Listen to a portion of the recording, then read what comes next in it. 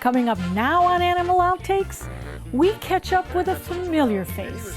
See what Gator Boy Paul Bedard is up to, and how he differs from most trappers in Florida. And a Suncoast nonprofit that trains service dogs to help veterans and first responders with PTSD. We learn about Canines for Heroes and their mission here at home. Plus, a wildlife rescuer with a bird's eye view. Why Moto Mike says the risk is well worth the reward. This and much more straight ahead on Animal Outtakes.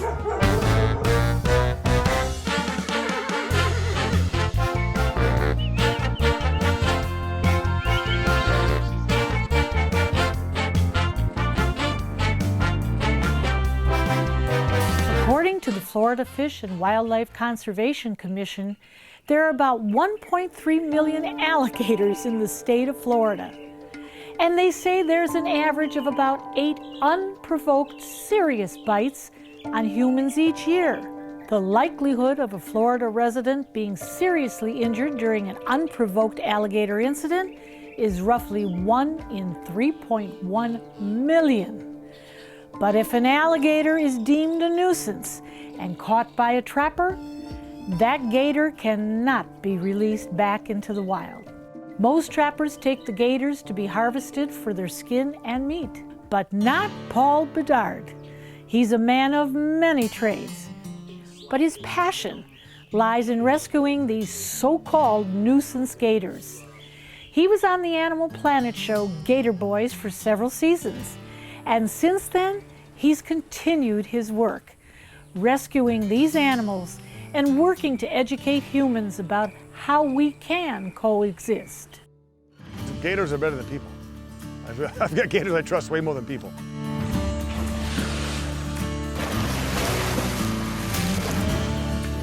I'm a nuisance alligator trapper. If we get a call about a gator that's deemed a threat to people, pets, or livestock by the state of Florida, they will send me a permit and to go and remove it. Or if I'm in what's called a THA, target harvest area, I can just go remove it if I think it's a threat. Or like on Alligator Alley, I get a lot where the FWC officers will be out there and they'll call me and say, hey, you need to pull this gator. He's hanging around, people are feeding him. Most trappers are paid with the meat and hide of the alligator. So you kill the alligator, you sell the meat and the hide, that's how you're compensated. There's a little stipend we get from the state, it's like $30 a gator, which doesn't cover one day's gas, but the trappers make their money from the meat and the hide of the alligator. I don't kill them, I run a rescue. I'm probably the only non-kill trapper in the state because nobody else is dumb enough to do this for free. So when I get a gator, I donate it to a sanctuary down in Homestead and they live out their days. By law, they have to be killed or kept in captivity. So the best I can do is put them out in a big gator pond and let them do their thing. People ask me all the time, why do you save them? What's the point of it? They're not endangered, there's plenty of them out there. Nobody cares about them. If it was baby seals, no one would kill them and nobody would tolerate it. But because they're alligators, people think they're these mindless killers, and I've got tons of gators I can pet in the face. I can put my face against their teeth and they just look at me like, what do you want? And walk away. They don't like me, but they don't dislike me. They don't see me as a threat.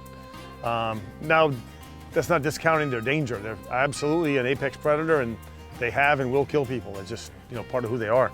I'm trying to do a video about you. I'm a little different because I was trained as an alligator wrestler before I became a trapper. So I knew how to handle wild, hot, nasty alligators before I ever started trapping. Now the shows we do at Holiday Park are with like my pet puppy dog alligators. That's a different animal. That's like, he has no desire to bite you. He knows you're not food and he knows he can't win the fight because last time he tried it, I threw him in a truck and dragged him over to Holiday Park. You're all right, kid. So if he knows he's not gonna hurt you and he doesn't see you as a food source, there's no reason for him to bite you. I've been bit plenty of times, but I haven't had anything really bad. And it kind of makes me a little bit unique as far as a trapper goes because most of my watch catch gators, they don't know how to handle an alligator. They know how to catch them, and once they're tired, they can handle them. But if there's a hot gator in the road, they just put a rope on them and drag them, and a gator goes through this death roll, he gets all banged up, and I feel horrible. Like, it's still an animal, it still has feelings. Like, there's no need to do that. Yeah, I just don't like things being killed for no reason. Like, I know the softer side of them. Like, I have a video on my YouTube channel where I caught this gator named Jigsaw, and I said, guaranteed in 2 weeks you can pet him in the face. It was like 7 or 8 days. And you could go up and go like this, and he would just could care less. He was just, there's a depth in their eyes. I don't know how to explain it, but I know it when I see it. Everybody thinks you're crazy for doing that. I got 20 gators I can do that with.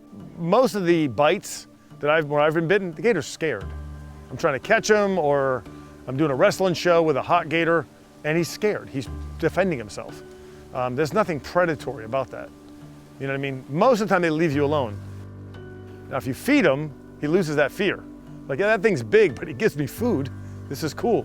Almost all the attacks happen in the water. You're this deep in the water, you're a duck. If he's on the surface and you're on the surface, all he sees is your head. He eats a lot of things that are the size of your head. Ducks, cormorants, birds of all kinds. Underwater, like people think I'm crazy because I go underwater and catch the gators, but underwater, he can see how big I am. And he's also much more comfortable. He's in his environment. He sees big things down there all the time, as in other alligators. So he doesn't really think much of me. On land, you tower above them, you're very intimidating. If you walk up on a wild alligator, it's gonna take off. Unless you've got him cornered on land somewhere. We walked up in the middle of your backyard and you walk up on him to get a photo, he may decide to come after you because he wants to get to the water. And you're in the way, he'll run you over or take a piece of you with him. 90% of the gators I catch and remove do not need to be caught and removed, in my opinion. I'm not allowed to speak about behavior or biology as a trapper, but as a gator handler for 30 years, I can tell you right now, most of those gators wouldn't have bothered anybody. If I can't catch him easily, he's not a threat, in my opinion. This is all just my garbage opinion. If you can't get next to him, how is he gonna hurt anybody? And if I get in the water and they swim away from me, what else do you want? The number one rule in Florida, I was always taught, don't let your kids get between you and the water. No matter what. I've got 20 I should be dead stories. I don't know, I'm lucky, I guess. I'd like to continue to educate people and kind of show the softer side of them, but also show that they're a dangerous animal. People are dangerous as heck, you know what I mean? But we're not all bad. So I get that all the time. People will message me on my YouTube channel, whatever, like, people are the worst animals on the planet. No, we're not. We're the only animal that cares about other animals. Other animals care about other animals a little bit every once in a while. If they do, it's a big deal. We're not all bad. And listen, I hate what I do every day. I hate catching alligators. People think it's like, people are like, oh, you're living my dream. Good, come live your dream. Take it from me. Go do it, just don't kill them. It's like, but everybody who wants to catch them, they want to harvest them and eat them. Which is fine, if you're gonna eat them, that's fine. I'm not against hunting, I'm not a vegetarian. To me, I'm harassing this poor animal. He probably didn't need to be removed in the first place. He probably wasn't gonna hurt anybody, but by law, he has to be caught and removed. And if I don't get him, another trapper's gonna get my spot and he's gonna catch him and kill him. So I always say I hate what I do every day, I just hate dead gators more. Usually if they're not at Holiday Park doing shows with me, they end up down at one of the two places in Homestead, which are getting full. So I need to find some land fast. The biggest thing is don't feed them. You know what I mean? Don't feed them. Don't assume, like I catch gators all the time and people say, I'm glad he's out of here. Don't ever think like that. If I pull a 9-foot alligator out, don't think a 10-foot is not moving in tomorrow. It's Florida, there's gators everywhere. If you're in question, just taste the water. If it's salty, there could be sharks or crocs. If it's fresh, there could be crocs or alligators.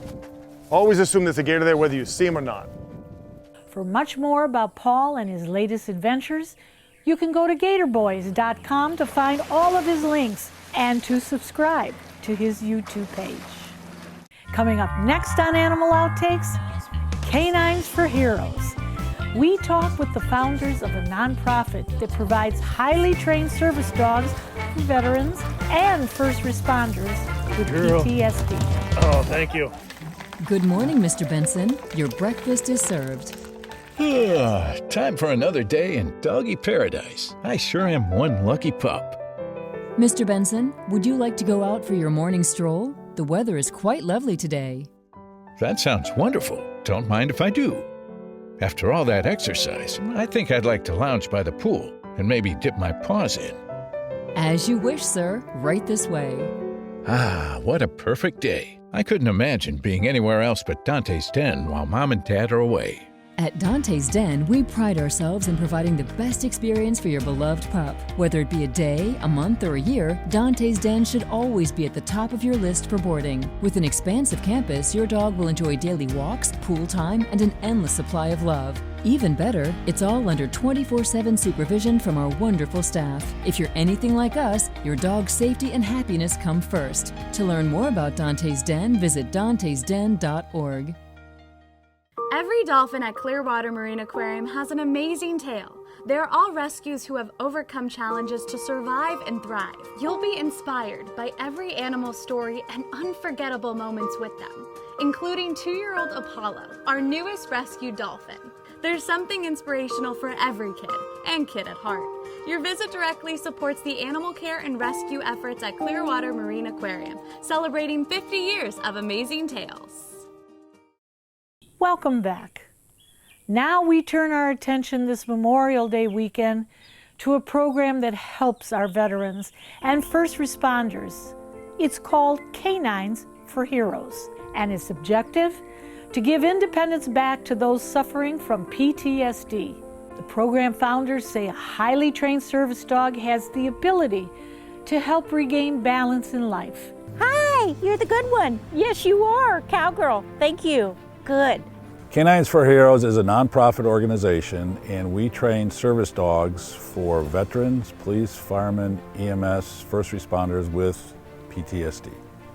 Those folks need help. They're not getting the help, so I looked at it as a need in the community, and that's why I started the foundation. I'm a veteran of the U.S. Air Force. I fought in 3 wars: Desert Storm, Enduring Freedom, Iraqi Freedom. You want to be with your guys, you want to fight with your guys, you want to be part of the team, so guys don't speak up. And over time it builds up, and a lot of folks I talked to a lot of World War II vets, and they said, well, you didn't have PTSD. Well, you had shell shock. Well, it's not the same. And I said, also, how did you come home? I said, we have guys in the reserves that are fighting up until Friday. They get on a plane Saturday, they're home Sunday night, they're back in their bed Monday, they're back to work Wednesday. Versus the guys that came home from World War II, they came home on a ship. It was a month. They're with their guys, they're talking, camaraderie, they're venting their stress for that whole time, and that helps. It helps tremendously. And I've been blessed, and I wanted to give back. So this is my part of giving back. We have seen with the dogs that we've delivered to veterans, it's a miraculous change. They're not focusing on the battles they saw, the buddies they saw die. They're focusing on the dog. And we require that they are also in PTSD counseling. It's 100% effective. It builds a supernatural ability of trust. Being a head injury victim myself, I know that as you're building that trust and those brain waves back, now you're actually healing. All the evidence of that brain injury can become ameliorated, gone, zapped, out of there. So the best part of this effective dog trainer handler bond is the puppy comes to the house. It's got to be at least 40 pounds. It's got to be from a bloodline that's a working bloodline. So we're looking from our behaviorists, if it's something that comes in our lap, can this dog work at this level? Will this dog be 40 pounds? Can it be trained at this level? And then we get them into puppy training, and we're teaching our recipient ahead of time with a dog like Cowgirl, and then we have training with them about 2 cycles of at least 60 days. We're board and trained, but we're ongoing teaching our recipients, and the dog is prescribed. So that's a big difference. Service dogs are protected with Americans with Disabilities the same way somebody with a wheelchair is. That prescription from the psychiatrist or psychologist is telling us exactly what they need that dog to do. Oftentimes it's not just alerting on the panic attack. There can be diabetes involved, epilepsy involved, there can be, we've had recipients that were missing a leg or an arm. Some of those things are a little more obvious, but we are told what that dog needs to be trained for, what's going on in the household, and then we also train the whole family. What makes us different is we are very hands-on. We're a small organization. We're not like some of these others that you're just a number and they have hundreds of millions of dollars. We work completely off donations. We've had a couple of guys that said, hey, I'm not a dog person, I'm a cat person. And we get them around the dog and go take the dog for a walk, and they're off leash and it's healing there. And and their focus shifts, and they come back and they go, I didn't think it would help. I didn't think anything would help, but that helped. It's just a matter of training. They work. It's so important because it changes their life. For each recipient that gets re-engaged with their family in the workplace, it affects another 400 people. That adds a lot to a community, not just their family, but to their own personal well-being. They live longer. We know the power of dogs and how they transform lives, and the power of training with the dog, working with the dog, and having that extra stimulus. It helps us all. For more on this program, you can log on to caninesforheroes.org. Coming up next, it's Owl or Nothing. We meet a fearless wildlife rescue couple who work day and night to re-nest baby birds, no matter how high they have to climb.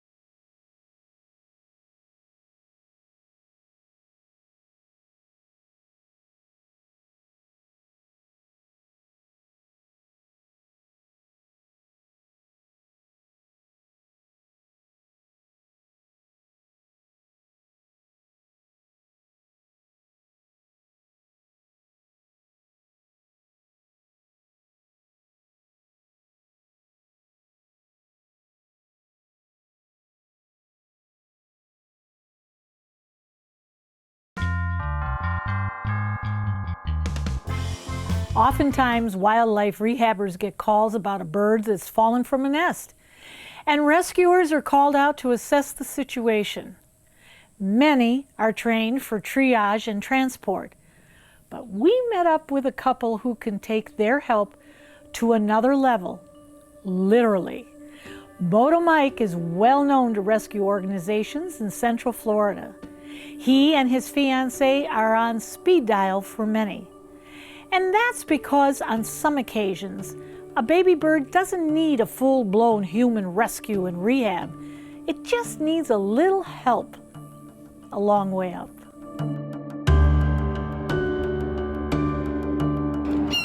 I do deal with a lot of birds, a lot of avies, falcons, birds of prey, water birds, shorebirds, everything.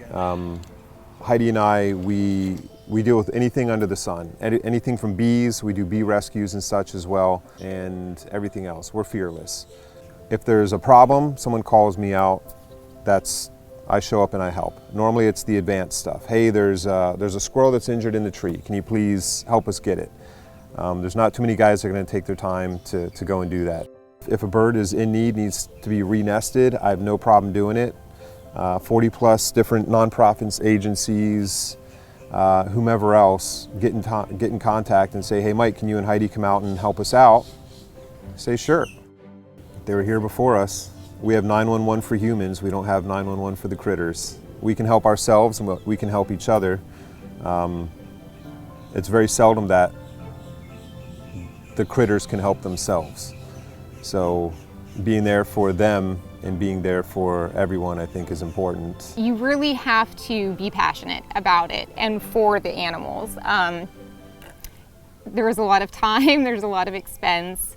You have to really love the animals and love what you're doing, and that makes all the difference. You never know what the tree is going to do. That is always the wild card. So each rescue that everything goes smoothly and ends well is a relief. I'm not just throwing on a pair of gaffs, spikes for your feet, and a lanyard and going up a tree. I tend to do a risk assessment, take a peek at the tree and go healthy limb, non-healthy limb, and then I get a rope in the tree.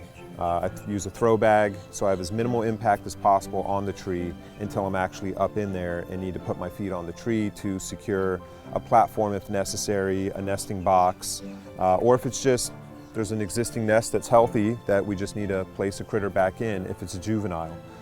Or I can't tell you how many times we've gotten on scene and it's been a barred owl or some other crow or anything just wrapped around with some fishing line in a tree. So, you know, getting them up and out of there as quick as possible is very important. Cormorants, everything. The beauty of being able to put a critter, and I use critter as an endearing term, not as a derogatory term, all critters of all shapes, sizes, age, blood, whatever, we try to get them back in their natural environment. The beauty of a lot of different species of birds specifically and other critters is they're very accepting of a baby that might not be theirs. So I can't tell you how many times that we've fostered and taken a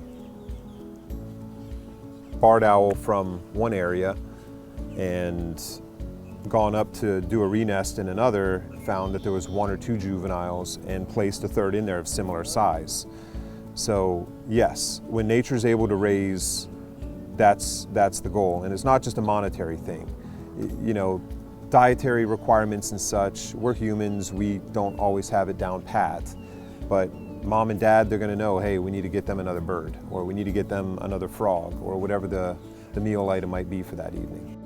If it's something simple as maybe a little dehydrated, we can do subcutaneous fluids and administer that immediately on site. Again, monitor for a few minutes, make sure it's okay. If it has something more severe like an infection or something parasitic that might need more attention, I can make that assessment just having that experience in the field and bringing it back to the appropriate rescue that can handle that specific situation. I've fallen out once in my life after a rescue and hurt myself, but it's pretty significantly, right? A couple vertebrae, but yeah, got fixed. Was back up climbing the next day, Heidi. Yeah. So the very next day, as soon as I got out of the hospital, I was like, all right, well, got a call, I got to go get this bird, and took care of it. It's always a relief when he's back on the ground and everything is successful. I won't say that there's a lackluster approach to any of it. I know it's the right thing to do for them, and I hate to say that's where it begins and ends with me. I know it's the right thing to do.